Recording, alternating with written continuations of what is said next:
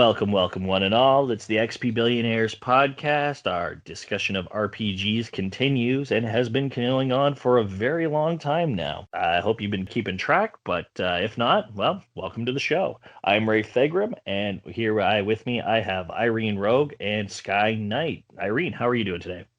I'm pretty good. Getting hungry. Yep, yeah. Well, hopefully we'll all be fed after our recording, so all will be good there.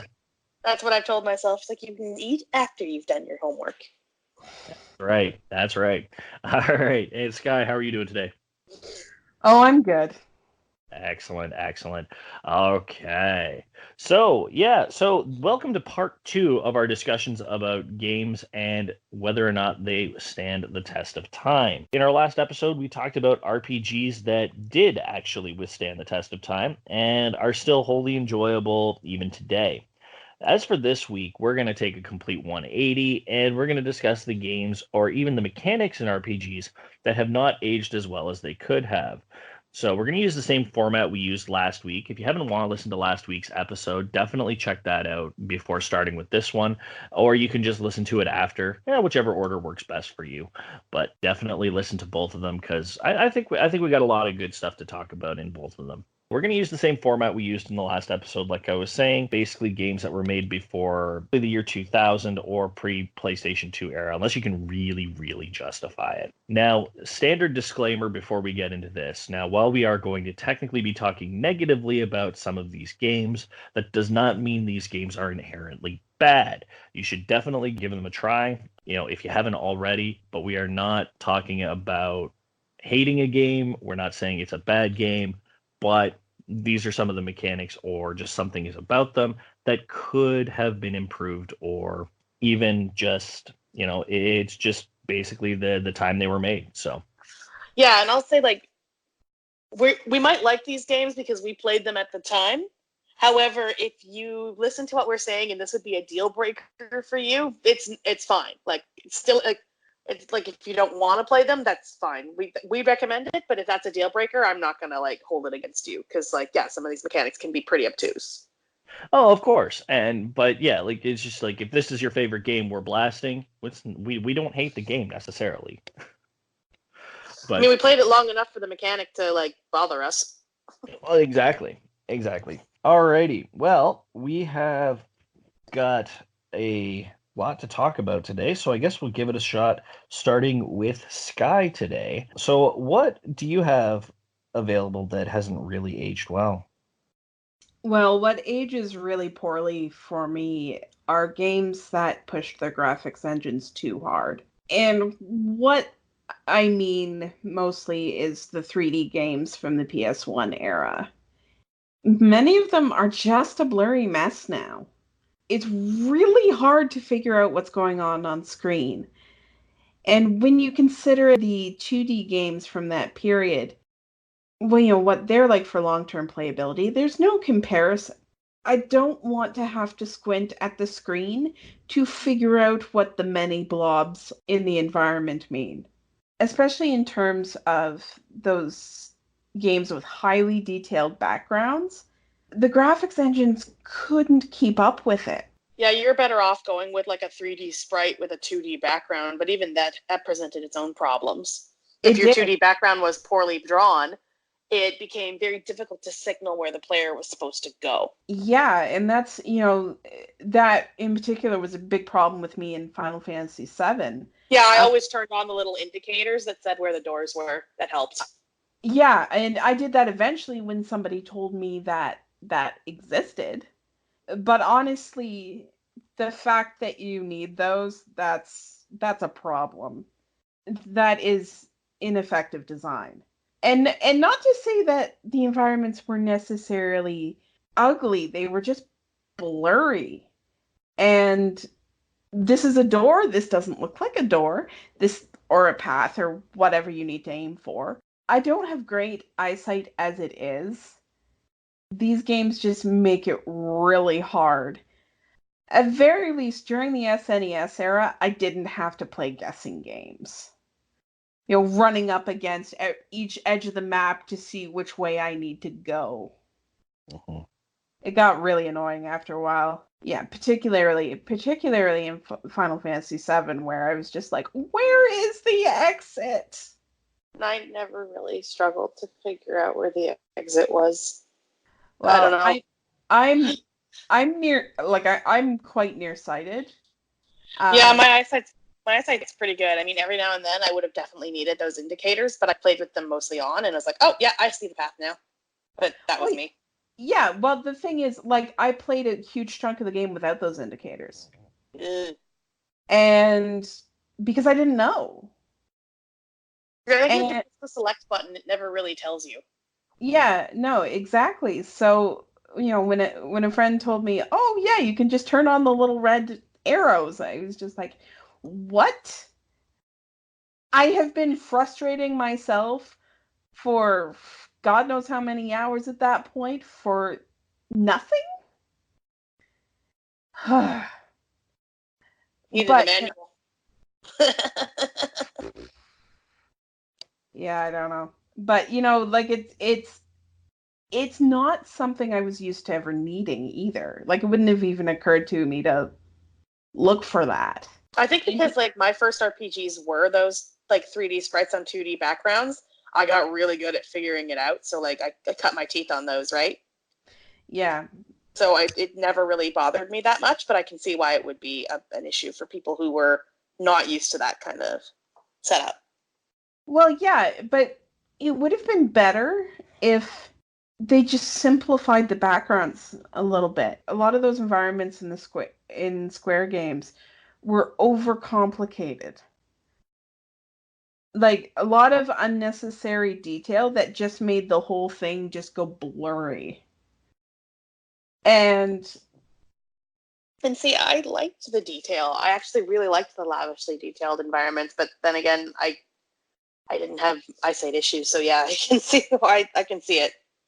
well, yeah, and I mean I wear glasses obviously, but it's just like if you want to make a game more accessible, make the art work with the engine, and that's what I think those first two attempts on the PS1 for the Final Fantasy games, that's what they didn't do. They didn't work within the limitations of their engine, and you can still lean if you lean artistically in a way that your engine can actually competently manage, then you get a game that ages well over time. Like I didn't really I quit playing Final Fantasy 9 for my own reasons. I didn't enjoy certain aspects of it, but it really wasn't because of the graphics. Like that one, most of the time I could see where I was freaking going. You Yeah, they know, were better at signposting by then. yes, and and designing their environments in ways that, made it clear where you were supposed to go. Hmm. Those other two, not so much, and I just don't want to have to play those guessing games. And I can tolerate most sort of old school things in moderation. But this particular era of 3D games bugs me just because it just makes everything a blur, and I think the only 3D game for the PS1 that I've ever actually completed is Kodelka. And even then sometimes it was just like, what is that and can I pick it up? It's not great, and that's why I really I'm really happy to see games from that era get remastered because they just need, even if they don't even have to be pretty, just make the lines crisper so I can tell one thing from the other. And sometimes that's all you really need. Yes. So yeah, like there's not you don't have to go a full-on remake like Final Fantasy VII is doing right now. I mean, more power to it for taking that opportunity, taking something that is for some reason so very beloved. But at the same time, sometimes just a nice touch-up is all it takes. Yeah, I mean I think that era needs it more than any other really. Like the 3D games from that era just need that crispening up.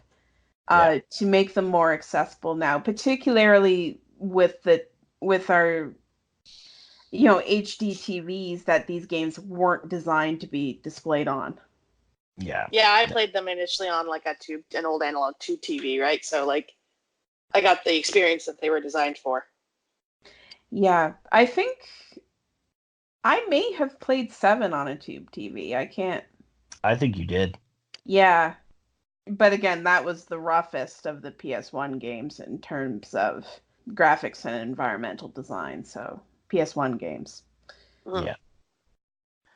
Okay. Well, yeah, no, those are, yeah, sometimes like visuals can really, really make or break. Like if you're going too hard, that definitely can become a problem. So, no, definitely a good choice there. Irene, what have you got for us? Uh, so I had a hard time coming up with something that aged really poorly that wasn't listed in our notes, to be honest. Okay. Okay. Because I would have said, what Rafe's going to talk about next. And then shit. Okay, I could talk about some of the difficult signposting, but like it never really bothered me, but I understood that like the fact that I did struggle every now and then was a bit of a problem. So I had a hard time coming up with an answer for this question. So I racked my brain to try and think of like something that really bothered me in old school RPGs. And I have to admit, like back then when I was playing them, like some of those PS1 era games, like it's gonna sound weird, but like I was very young. I didn't have a ton of money. So I didn't stray too far out of like the Final Fantasies and the Legend of the Dragoons to actually find, games where these were where the other features other than these were exasperated.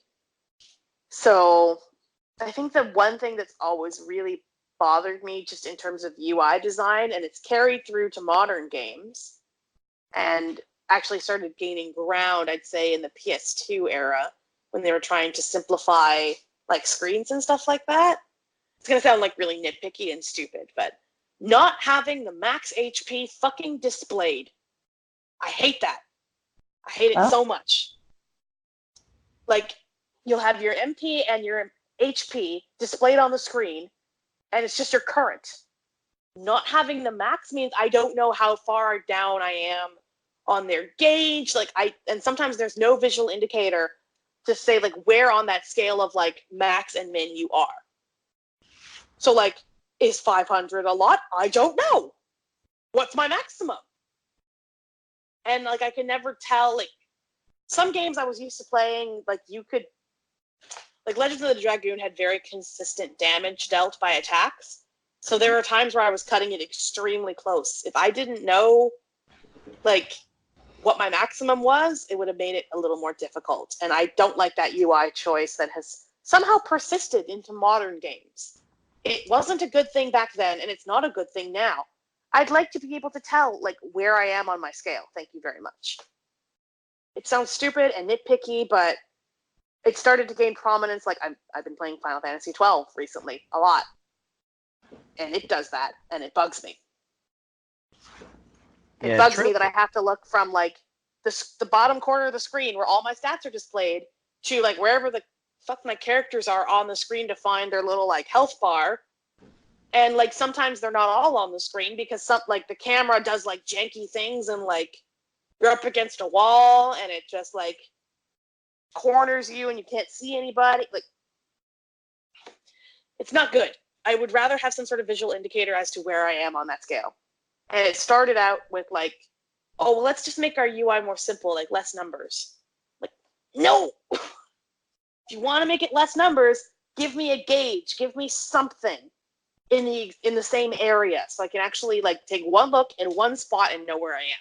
Yeah, and Trails of Cold Steel did something similar. But there were bars like to kind of show you where you were on your percentage bit, and if at any time you were ever full, the numbers would actually change yellow, so they would be yellow as opposed to white. Mm-hmm. So, and some games did stuff like that, but like for some of the older titles, they didn't quite get. You needed that information in the same spot, essentially. Mm. And like half of the information's in one spot and the other half's in another spot, and in some cases the other spot's inaccessible. at all times. Yeah. Like, because, the camera's just not pointing at it, or the camera's being janky for a couple of minutes, and, like, anyway, that bothers me. Not being able to see, like, some of those crucial, like, maximum numbers, like, I need to know where they are on the scale in order to know if I need to heal or if I can keep going, If I don't have that information, it makes it more difficult. And it's persistent in the modern games, and I still don't like it. No, fair enough. I mean, yeah, I mean, it's a smaller thing, but sometimes those little things can get to people. Like, clearly it's gotten to you. So yeah, that's definitely I like my information. Yeah, I'll be honest, it's not something that's ever really bothered me, but, like, I mean, you're right, it has changed in that respect. So I think that's kind of like the theme of this episode. It's like, oh wow, that didn't necessarily bother me, but I get it. Yeah, no, and same thing. It's not something that's particularly bothered me, but I can certainly see why it would you, like would anybody really. And certainly, I think at very least having like a bar indicating your XP is certainly better than not having it.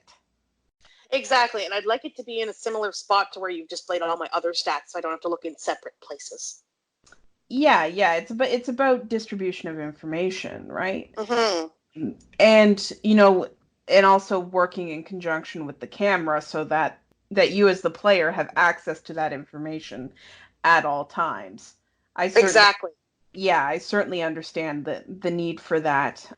And with some games, like, if you don't have that information, and like, especially with some of the older Final Fantasy games, like with ATB systems, like, the fight goes on without you. Yeah. So if you're not paying attention, or if you can't see something and somebody's off screen, well, guess they're dead. Yeah, and I mean, like, I think one of the reasons why it doesn't particularly bother me is simply the fact that I am so anal retentive about healing that I'm just like, oh, looks slightly low, throw health at it. Yeah, I am, like, I tend to play a little bit more like you pay for the whole seat, but you'll only need the edge. Yeah. Like, knife edge kind of stuff. Like, I tend to play defensively sometimes, but, like, for just regular encounters, I tend to be like, yeah, just plow it over it. It's fine. We'll heal after the fight. Yeah. Yeah, no, I tend to be very cautious, which is why it probably doesn't bother me as much, because yeah, it takes longer for me to figure out I'm in trouble that way. Yeah, exactly. Meanwhile, I'm always like, I watch health numbers like a hawk, right? So I do when I'm healing in an MMO, but not when I'm just playing like an RPG. I'm like, okay, so like, you look fine. 300's a lot, right? Oh wait, no, they're doing like 600 damage a turn. Oh shit. Yeah, and that's like, why those percentage bars are really helpful. Exactly, and I just, like, from a UI design perspective, having them in the same place as you've got your numbers displayed would be really helpful for me. And I found that it started out in some RPGs with, like, PS2 era that I started seeing this more and more, and I was like, I really need this information to be in the same spot if it's going to be useful to me, guys. I really do. Why? And it kept going. It's like, yeah, we don't need to show you your maximum HP. It's like, I would really like to know where I am. Like, should I be concerned that they're too low before I start this fight? Because they look fine to me. Also, that means I never know how much HP my characters have. Like, am I distributing their stats correctly? Am I building them correctly? If I don't have that number in front of me, it can take a while to figure it out. No, that's completely fair. No, you're absolutely right. Anyway, small nitpicky detail, but that was the one I could think of. No, makes total sense. All right, well, that just leaves me. Yeah, so for me, I think the biggest thing that has not aged well, or that wouldn't age well, especially if it started happening more and more in modern gaming, would be a game that has little to no direction. Now, this is what I wanted to put down. Yeah, fair enough. What I mean by this is that Like, I'm not so spoiled as to think that I should be flat out told where I'm supposed to go next, but good storytelling can give subtle hints as to where to go next without saying, we go this way. So, some examples of this start with the original Final Fantasy for the NES. That was, oh my god, that was so terrible. You had like one directed mission, and then you immediately got an airship and was like, okay, fuck off now. Oh, it wasn't even that. It started even before that. Like originally, you start by being told you have to save a princess from the Dark Knight Garland. Once you do that, though, you then they fix the bridge that lets you experience the rest of the world. And the thing is, like, you don't know where you're going. You're just traveling around until I randomly found a town. And then if you don't talk to everybody in that town, you don't realize you have to fight some pirates and then steal their ship. And then you could travel the ocean. And then when you find a port for you to land on and happen to come across the elf village, it's like, oh no, our king is in an eternal sleep. Please find the evil dark elf that did this to him. And it's like, where's he? He's like, I don't know. So you just keep Find him. looking around. And then you find another castle, and then there's a king there. He's like, oh, go fetch me my crown. It's in this cave somewhere. And it's like, oh, okay. Or when you find the crown, you go back, you find out the king is actually this dark elf, and then you have to kill it. And then you still can't do anything about it until you get this like mystic eye back from some witch who's on a different even part of the world that you have to sail up to. Like, but you don't know any of this. It's not properly explained to you. You're not given any proper rudder on figuring out what to do. You're just wandering aimlessly until the next thing potentially happens, or you're wandering aimlessly forever. And the only reason I even am okay with playing this game again and again is because when I was a kid and I first had the game, I also had access to the strategy guide. I've basically memorized it at this point. I used to read it religiously just to figure out where the hell I was going next, but it's all ingrained in my head that I know what my next steps are. Yeah, the first time I picked up this title was when they did the PSP ports. So Yeah. I was really lost. Well, exactly. And like nothing had changed in the PSP ports other than them adding a couple of bonus dungeons. But the whole thing, like there was still no clear direction on where you were going, which was really unfortunate. So this was a huge thing. Now, like we've been ripping on Final Fantasy a lot. They're not the only games that have done this before. Like in their own way, older Dragon Quest titles and even some of the Wild Arms titles were guilty of this as well. Like my biggest offender there, like for Dragon Quest VII, for example, like the whole premise was the shards. Looking for the shards. Looking for the shards. Yeah, finding the more the stone places shard. you unlocked got harder the more places you unlocked because you had more places to look. And you'd run out and then you'd have to go find more and there was just more places to look. Exactly. And the thing is like even when they did the 3DS port, they updated they updated the game so that there was a way for you to track them down a little easier. But even then, it really didn't help enough to make it worthwhile. And no, then because I remember there were several instances where I would like find a shard, be super excited, and then find out it wasn't for the one I needed. If you want another example, especially a non-square one, the original Phantasy Star. Now, I didn't talk about it so much in this episode because I covered it in our Dungeon Maps episode. But it was another one that was really bad about telling you where to go. Like they would say, oh, you need to go do this, but they don't tell you where you can do this or where X town is.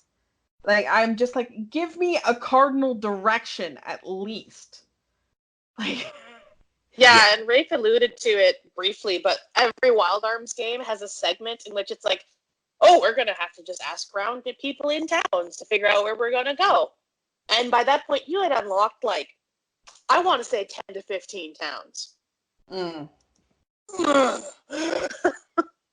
Yeah. So this is really the case. Like I said, I don't need you to tell me exactly where it is. Like I don't need its X and Y position on the map. Like I need to know, like, am I going northeast? Am I going this? Like there's something to the northeast of here. We should check it out. Like that kind of thing. And it can be written into the story very well. Someone just happens to have been to this place before, or you're given this information from, like, the town mayor or the king or whatever you want. But like, you don't have to just spell out that this is exactly where we're going. It's just like, give us some sort of direction in which we should go. And like that's not too much to ask. And thankfully, I don't see it happen a lot in modern titles now, but it's definitely something that would not fly today. Well, if you do see it in modern titles, they tend to have things like a quest log. So you can look at your quest log and it says, well, you'll have to ask around people in town. Maybe you should start with these ones with no particular order. Well, that's the thing. And I don't even think we need that necessarily. I don't mind having to scour for the information I'm looking for, but knowing how to get that information is what I'm getting at. Modern games, if they do something like that, they'll give you quest markers on your mini map. We're a bit spoiled now because of that. So like a quest log, essentially, that just tells me, like, collects all of my side quest information and all my main quest information so that I can, like, go back to it if I drop off. And that much is totally fine. That's no problem there. It just needs to be clear cut that we have access to what we need to do next. That is the most important thing. Yeah, because, like, honestly, a quest log would have saved me a lot. Like, I would have been able to finish Chrono Cross. Because there was a point in the game where an NPC tells you where to go next, and I accidentally clicked through the dialogue without reading it. And then they won't repeat themselves. Nobody will repeat that. I spent hours trying to figure out where I was supposed to go. And then I gave up. I never went back to it. Oh, fair enough. But we've been bagging a lot on Square Enix today, which is... But last episode was like, yeah, Square was great. And this episode was like, so this is why Square is shit. Yeah, but don't get me wrong. They do their best, and they do get better over time. So they, especially lately, like, they've had a couple of good titles that I've at least enjoyed to some extent. So, like, at least they're learning from their mistakes. They just learn very, very slowly. They were also sort of like a monolith of RPGs back in the PS1 era. They were like one of the I would venture to say they were the JRPG developer of the PS1 era. To some extent, yes, but Atlas had their name up there as well. So, I mean, there were definitely other options. They were just the most well known, and that's what set it apart. Exactly. They had the recognition in the name brand, and therefore, like, people's like, oh, it's a Square RPG. I will give this a try. Yeah, that's exactly it. But all right, well. Has there ever been anything that hasn't stood the test of time for you that, when you go back to playing it, that just doesn't feel like it's aged very well? Definitely love to hear from you guys. You can hit me up on Twitter. That's at BillionairesXP. Find me on Instagram at Rafe Thegrim, and check out my streams Wednesdays, 7 p.m. Eastern. Also at Rafe Thegrim on Twitch. Irene, whereabouts are you? I'm at Irene_XP on Twitter and Twitch, usually streaming at 7 p.m. Thursdays. And I'm pretty sure you meant to say iRogue_XP and not Irene_XP. Fuck, yes, I did. iRogue_XP at Twitter and Twitch, and that's where I am because that's actually my handles, not the other one. I'm sorry, cut that. We'll see. All right, Ed Sky, where can everyone find you? I'm at SkyKnightXP on Twitter and Twitch. I'm at SkyKnight.xp on Instagram, and I stream on Tuesdays, 7 p.m. Eastern Standard Time.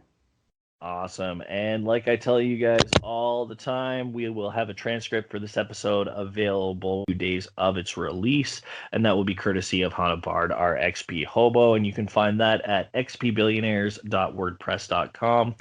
And again, our coffee page keeps getting better and better with new content, new updates, trying to keep you as up to date as possible there. So check that out, coffee.com/xpbillionaires. Share it with your friends, or if you do feel like sending us a donation, we'd more than love to hear it. We love knowing that there's support coming from our fans. All right, that wraps it up for this week. We will see you guys next week. And remember, if your raid party sucks, don't keep blaming, just keep gaming.